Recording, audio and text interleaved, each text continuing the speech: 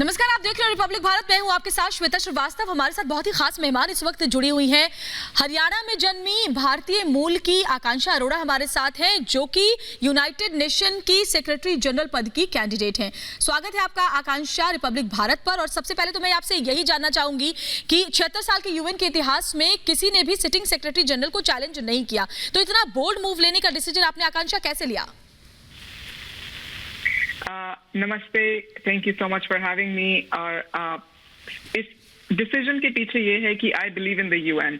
I know UN is capable of doing great things, पर आज UN fail हो रहा है। आज यूएन वो नहीं कर रहा जो दुनिया में वो करने के काबिल है। तो इसलिए मैं यूएन की सेक्रेटरी जनरल बनना चाहती हूँ। और मैं आपको एक एग्जांपल देती हूँ।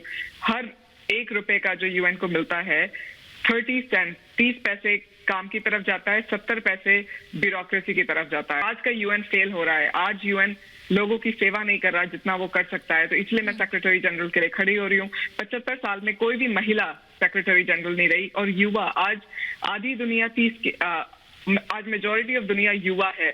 युवा को मौका नहीं मिला इलेक्शंस में कभी खड़े होने का। युवा को पॉलिटिशियंस कहते हैं कि वो आके तालियां बजाए, पर उनको मौका नहीं देते। तो ये कैंडिडेसी युवा और महिला के लिए है। जी, तो आपको रिस्पांस कैसा मिला जब आपने अपनी कैंडिडेट बनने का निश्चय किया या डिसीजन लिया? आपको किस तरह का रिस्पांस यूएन से मिला?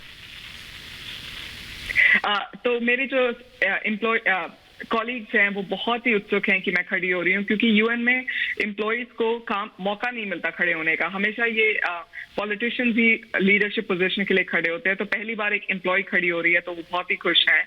और यूएन में महिलाओं को मौका नहीं मिला है, तो लोग बहुत खुश है कि एक युवा महिला खड़ी हो रही है। आकांक्षा अरोड़ा जी, मेरा अगला सवाल ये है कि क्या यूनाइटेड नेशन से आपको सपोर्ट मिला? क्या आपको ऐसा लग रहा है कि क्योंकि आपको कोई ना कोई ऐसी वजह उनको समझ में आ रही है जिसकी वजह से किसी तरीके का डिस्क्रिमिनेशन आपको फेस करना पड़ा है? आकांक्षा जी, इस इलेक्शन में डिस्क्रिमिनेशन बहुत है। क्योंकि मैं एक युवा हूं और एक महिला हूं और एक एम्प्लॉय हूं, पॉलिटिशियन नहीं हूं।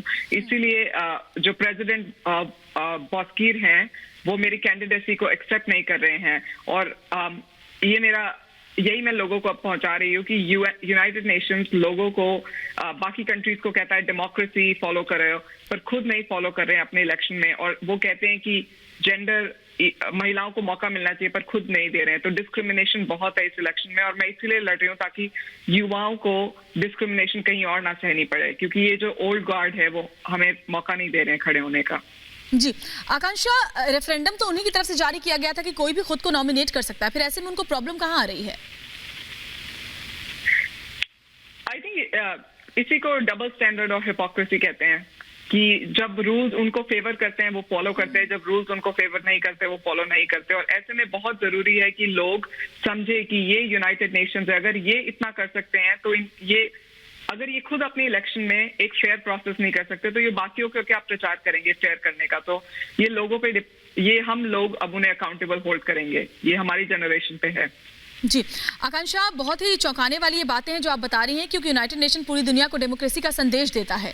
और अगर अंदर खुद उसके इस तरीके से चल रहा है कि आप अपने नियम के बावजूद उसको मानने को तैयार नहीं है, तो ये बहुत ही शॉकिंग है।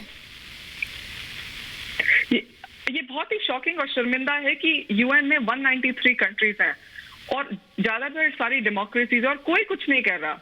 और ये आई थिंक उससे भी बड़ी शॉकिंग बात है कि आज यूनाइटेड नेशंस में अमेरिका जो सबसे ओल्डेस्ट डेमोक्रेसी और इंडिया जो सबसे लार्जेस्ट डेमोक्रेसी है, उनको लीडर बनना है कि वो इंश्योर करे कि United nation secretary general democratic हो। तो मुझे पूरा विश्वास है इंडिया अपना रोल निभाएगा।